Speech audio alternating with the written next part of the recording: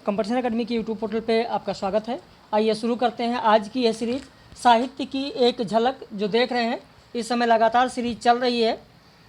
साहित्य की एक झलक की ये 22वीं सीरीज है। कल 21वीं सीरीज हुई थी। आप सभी लोगों के व्हाट्सएप पर यह सीरीज सुबह ही 9:30 बजे के आसपास भेजी जाती है, 9 से 9:30 बजे के आसपास। यदि आप भी ये सीरीज चाहते हैं तो हमारे दिए गए नंबर पर आप व्हाट्सएप करके साहित्य की एक झलक लिखिए। यहाँ पर ये नंबर है, नंबर लिखना चाहें तो आप लिख लें। इस नंबर पर साहित्य की एक झलक लिखकर आप मैसेज व्हाट्सएप कीजिए और आपको भी साहित्य की एक झलक की यह सीरीज मिल जाएगी। इसके लिए कोई चार्ज नहीं लिया जा रहा है। और इस समय हमारे यहाँ जो पेड बैच चल रहा है UPHESC हायर के लिए, UGC नेट के लिए, तो इसमें इकाई 10 इस समय चल रही है। इकाई 10 चल रही है। इकाई 10 में आज जो हम लोग बात कर रहे हैं वो विष्णु प्रभाकर का आवारा मसीहा, उस पर लोगों को लेक्चर मिलेगा। और शिवरानी देवी का प्रेमचंद घर में, इन दोनों पर आज लेक्चर मिलेगा। उसी पर आधारित रात में 9 बजे लाइव कक्षा होगी। डेली टेस्ट सीरीज हो रही है। तो आप यदि पेड बैच ज्वाइन करना चाहते हैं तो क्या फीस है, सारी जानकारी आप हमारे इस नंबर पर फ़ोन करके व्हाट्सएप करके जानकारी ले सकते हैं। तो आइए शुरू करते हैं साहित्य की एक झलक की ये 22वीं सीरीज। साहित्यिक पत्रिका स्वदेश, जिसका संपादन गोरखपुर से दशरथ प्रसाद द्विवेदी ने किया, इस पत्रिका के दशहरा अंक का संपादन किसने किया? आपका उत्तर हो जाएगा ए, पांडे बेचन शर्मा उग्र। अपनी खबर आत्मकथा में किसने कहा है उग्र से कि उग्र अब तुम अपने संस्मरण लिख डालो? आपका उत्तर हो जाएगा ए, शिवपूजन सहाय। तेरी कंथा के कोने में कुछ संबल या संशय है, अरे पथिक होने में तेरी उपरोक्त असंबल गान किस रचना की है?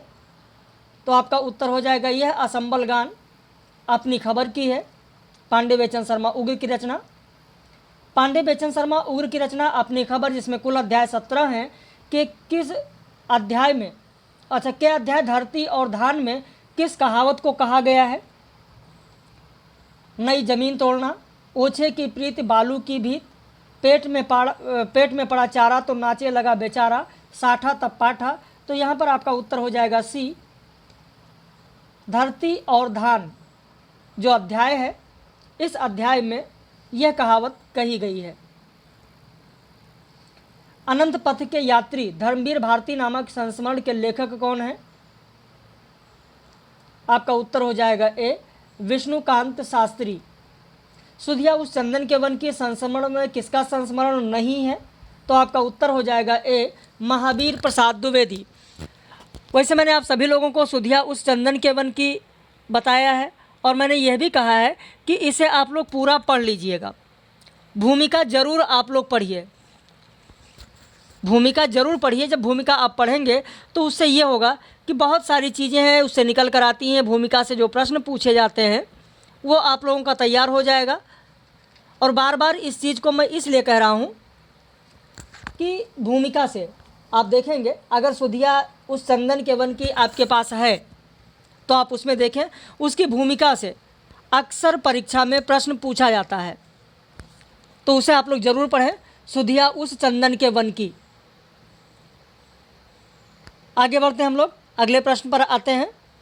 या मैं आपको बता दूं, सुधिया उस चंदन के वन की जो भूमिका है, अगर आप समझ दें, किसी को कोई दिक्कत ना हो रही हो, तो मैं आपको ये बता देना चाहता हूं कि सुधिया उस चंदन के वन की जो आपके पाठ्यक्रम में है, उसमें आप देखेंगे कि जो पहला अध्याय है, जैसे श्रद्धा और विवेक के ज्योतिषवाही स्वामी अखंडानंद सरस्वती, ऐसे खंड खंड फिर भी अखंड, दीप बुझ गया शिखा अमर, जो महादेव वर्मा के बारे में कहा गया।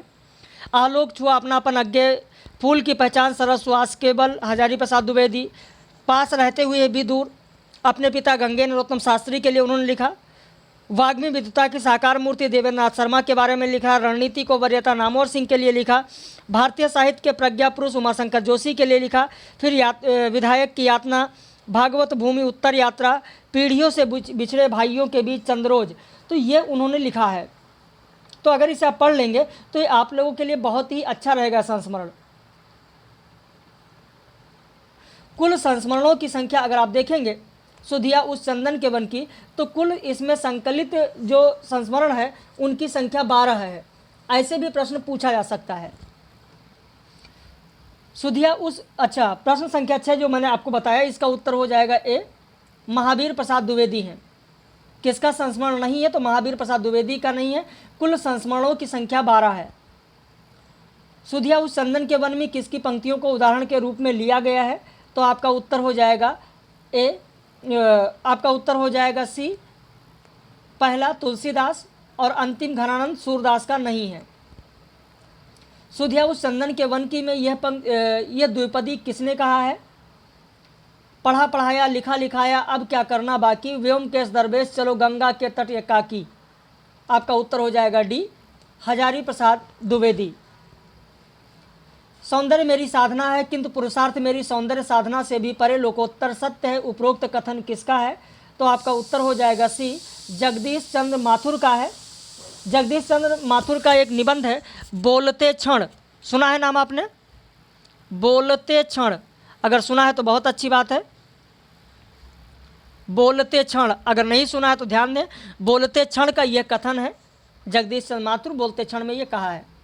जगदीश चंद्र माथुर के बारे में किसने कहा है कि लोक जीवन और संस्कृति के प्रति अपने इस मध्य वर्गीय अथाह प्रेम को उन्होंने जीवन के अनुभव तथा भोगे हुए यथार्थ से सींचा है? तो आपका उत्तर हो जाएगा डी, गोविंद चातक। गोविंद चातक। जगदीश चंद्र माथुर ने किस रचना में कहा है कि वह छायावाद के साक्षात मूर्ति सुमित्रानंदन पंत से अभिभूत हुए और फिर उन स्वप्नों के विधाता बने मेरे पंत जी?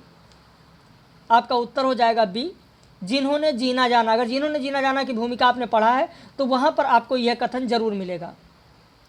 जगदीश चंद्र माथुर की रचना 10 तस्वीरें में किसका चरित्र लेख है?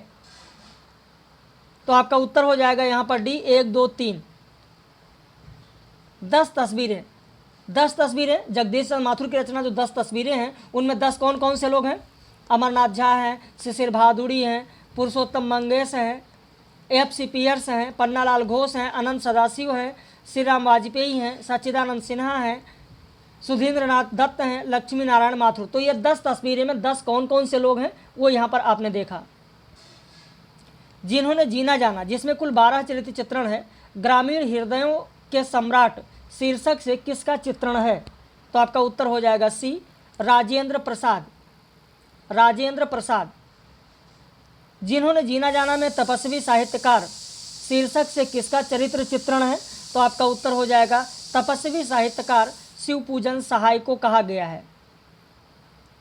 अगला प्रश्न देखें, महज सांस ले पाना, जीवित रहकर धरती के चेहरे को पहचान पाना, यह भी अपने आप में एक सुख है। इसे मैंने इन यात्राओं से सीखा है। उपरोक्त कथन किस रचना का है? तो आपका उत्तर हो जाएगा बी, चीड़ों पर चांदनी निर्मल वर्मा, जो कि आपके हायर के पाठ्यक्रम में है।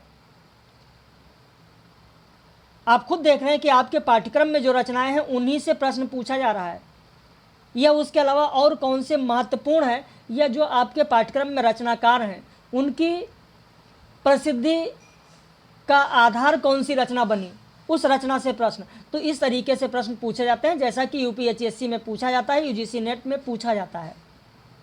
चीड़ों पर चांदनी में संस्मरणों की संख्या कितनी है? तो आपका उत्तर हो जाएगा बी, 5। मैंने सभी में नहीं पूछा है, ये ध्यान रखना। चीड़ों पर चांदनी में मैंने पूछा है। वैसे इसमें 3 खंड हैं, 3 खंड हैं। उत्तरी रोशनियों की ओर जिसमें कि 4 अध्याय हैं, 4 संस्मरण हैं। दूसरा है चीड़ों पर चांदनी जिसमें 5 हैं। तीसरा है देहरी के बाहर जिसमें कि 3 हैं। तो कुल मिलाकर कितने हो गए? 12।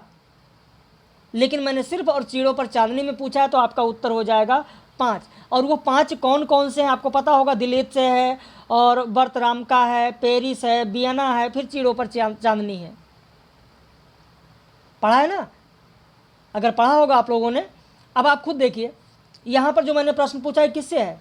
अगर आपने भूमिका पढ़ा है, उसका अनुक्रम पढ़ा है, अनुदेशिका पढ़ा है, तो वहाँ पर ये सारी चीज़ें आपको मिल जाएंगी। इसीलिए मैं बार बार कहता हूँ कि आप लोग भूमिका पर ज़रूर ध्यान दें। वैसे हमारे यहाँ आप जुड़ेंगे तो ये सारी चीज़ें तो मैं खुद करा रहा हूँ। आपको पढ़ने की ज़रूरत नहीं है। ये सारी चीज़ें आपको वीडियो लेक्चर में सारी चीज़ें ज़रूर दी जाती हैं और वहाँ पर एक एक चीज़ें समझाई जाती हैं। निम्न में से किसने इब्सन के 2 नाटकों का अनुवाद समाज के स्तंभ और गुड़िया का घर नाम से किया है? तो आपका उत्तर हो जाएगा ए, लक्ष्मी नारायण मिश्र ने किया है। लक्ष्मी नारायण मिश्र ने अपने किस नाटक की भूमिका में लिखा है कि बुद्धिवाद किसी तरह का हो, किसी कोटि का हो, समाज या साहित्य की हानि नहीं कर सकता? आपका उत्तर हो जाएगा बी, मुक्ति का रहस्य की भूमिका में लक्ष्मी नारायण ने कहा है। सिंदूर की होली में निम्न कथन किसका है? कला की भावना किसके भीतर नहीं होती? शिक्षा और कला का संबंध कुछ नहीं है। कला का आधार तो है विश्वास और शिक्षा का संदेह। यह कथन किसका है? तो आपका उत्तर हो जाएगा ए, मनोरमा का है। अगला प्रश्न देखें, सिंदूर की होली में निम्न कथन किसका है? याद कीजिए, वह रात 10 वर्ष बीत गया, आपने अपने मित्र को भांग पिलाकर नाव से नदी में ढकेल दिया था, केवल 8,000 रुपये पचा लेने के लिए। ये किसने कहा है? तो ये मनोज शंकर कह रहा है। किससे कह रहा है? मुरारीलाल से। मनु भंडारी की रचना महाभोज में सत्ताधारी पार्टी के असंतुष्ट विधायकों के मुखिया कौन हैं? तो असंतुष्ट विधायकों के मुखिया हैं लोचन भैया। शंकर शेष का प्रथम नाटक कौन सा है? तो आपका उत्तर हो जाएगा ए, बंधन अपने अपने शंकर शेष का प्रथम नाटक है। अंधा युग नाटक का कौन सा पात्र आज के उस मानव का प्रतीक है जिसे आज हम धुरीहीन भटकता हुआ व्यक्ति कह सकते हैं? तो आपका उत्तर हो जाएगा ए, युयुत्सु को। अंधा युग नाटक का युयुत्सु जो पात्र है वह आज के उस मानव का प्रतीक है जिसे आज हम धुरीहीन भटकता हुआ व्यक्ति कह सकते हैं। राजेंद्र यादव की कहानी जहां लक्ष्मी कैद है का पात्र कौन नहीं है?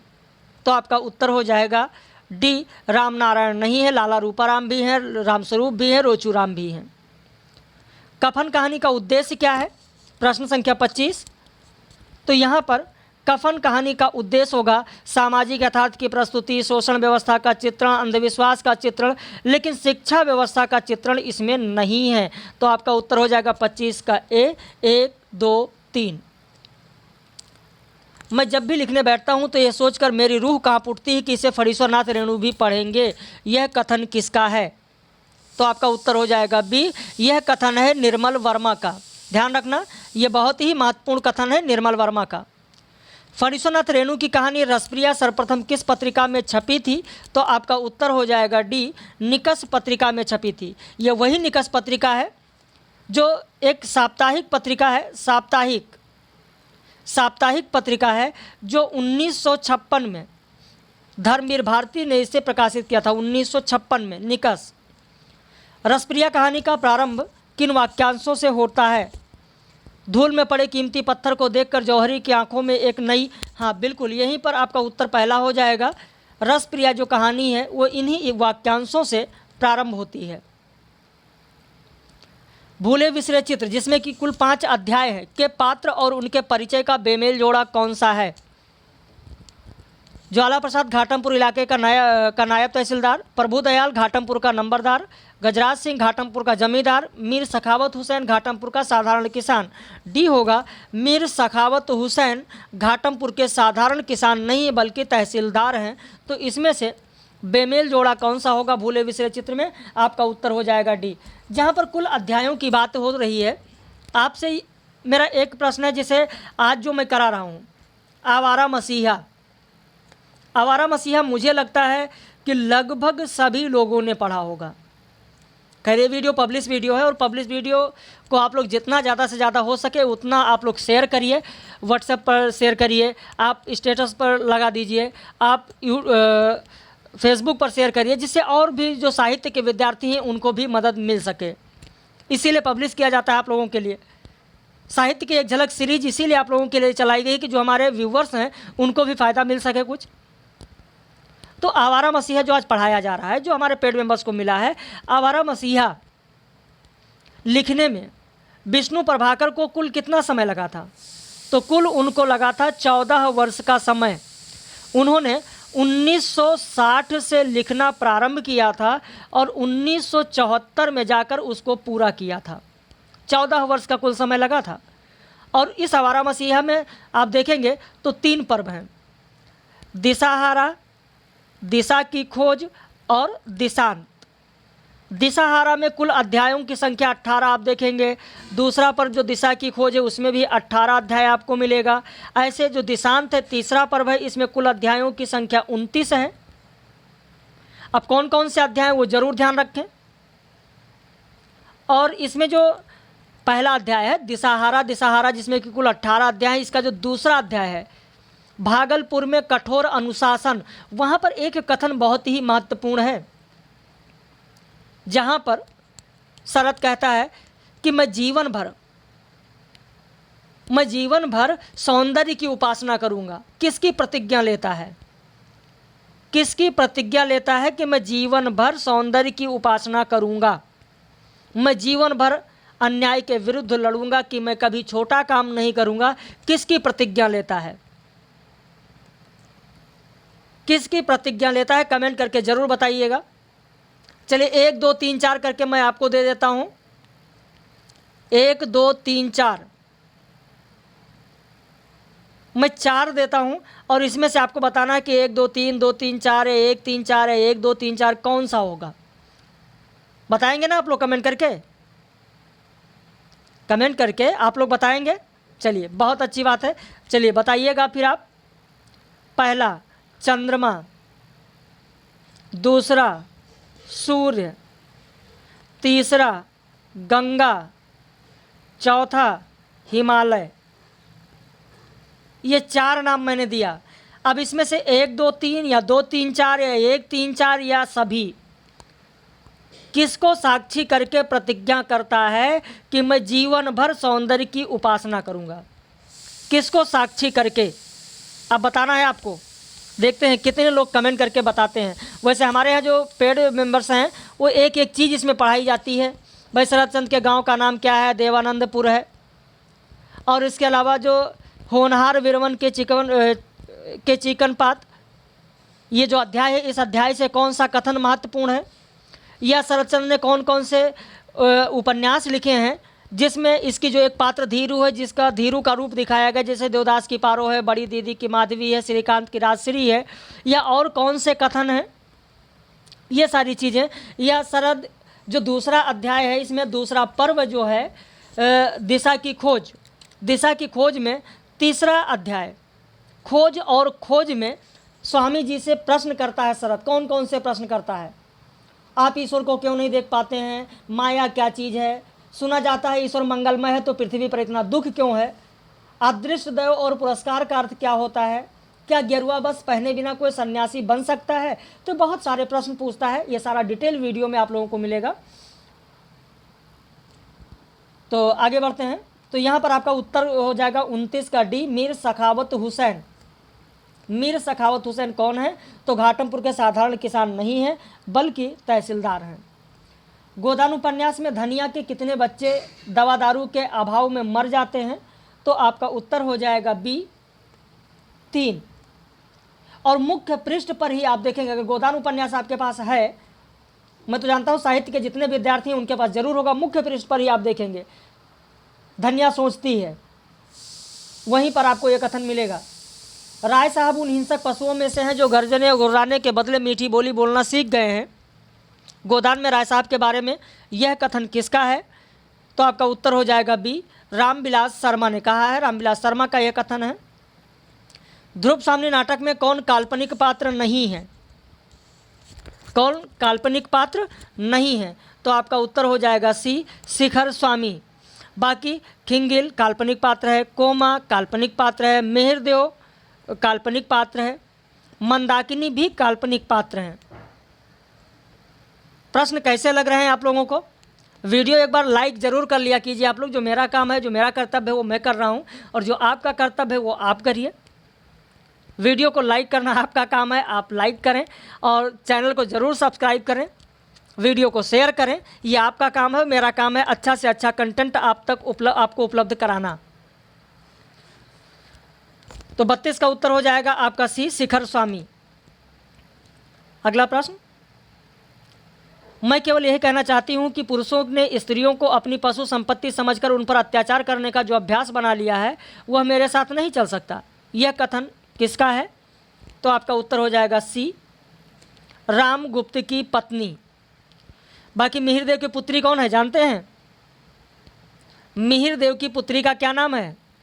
कोमा। सकराज की प्रेमिका भी तो कोमा है। रामगुप्त की पत्नी कौन है जिसने ये कहा है? पता है आप लोगों को? ध्रुव स्वामिनी। चंद्रगुप्त की बहन कौन है? मंदाकिनी। तो ऐसे भी प्रश्न पूछे जा सकते हैं, इन्हें भी ध्यान रखना। संबंध एक दूसरे के बीच में क्या है ये भी ध्यान रखना है आप लोगों को। ध्रुव स्वामिनी नाटक में आचार्य मिहिरदेव किससे कहते हैं कि स्त्री का सम्मान नष्ट करके तुम जो अपराध करोगे उसका फल क्या अच्छा होगा, लेकिन विनाश काले विपरीत बुद्धि। उत्तर हो जाएगा डी, सकराज से कहते हैं। स्कंदगुप्त नाटक में गुप्त वंश के कितने वर्षों की कथा है? आपका उत्तर हो जाएगा बी, 11 वर्षों की कथा है। यानी इसमें 455 से लेकर 466 वर्षों के बीच की कथा है, यानी कुल 11 वर्षों की कथा है। स्कंदगुप्त नाटक में अंकों की संख्या के आधार पर कौन सा एक भिन्न है? तो आपका उत्तर हो जाएगा सी, तीसरा भिन्न है। अंकों की संख्या के आधार पर देखिए पहला जो अंक है, पहले में आप देखेंगे कि 7 अध्याय है, दूसरे में देखेंगे कि 7 है, तीसरे में आप देखेंगे कि 6 है, चौथे में आप देखेंगे 7 है। तो उसके आधार पर भिन्न कौन सा होगा? तीसरा। स्कंदगुप्त नाटक में काल्पनिक पात्र कौन है? आपका उत्तर हो जाएगा बी, प्रपंच बुद्धि। प्रपंच बुद्धि इसमें काल्पनिक पात्र हैं।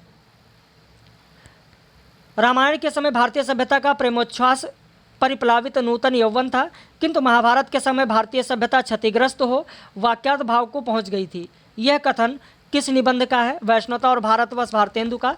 साहित्य जनसमूह के हृदय का विकास है बालकृष्ण भट्ट का। धर्म और समाज गुलेरी का। आचरण की सभ्यता सरदार पूर्ण सिंह का। तो आपका उत्तर हो जाएगा बी, साहित्य जनसमूह के हृदय का विकास है बालकृष्ण भट्ट का। अगर आपने निबंध पढ़ा है तो वहाँ पर आपको यह कथन मिलेगा।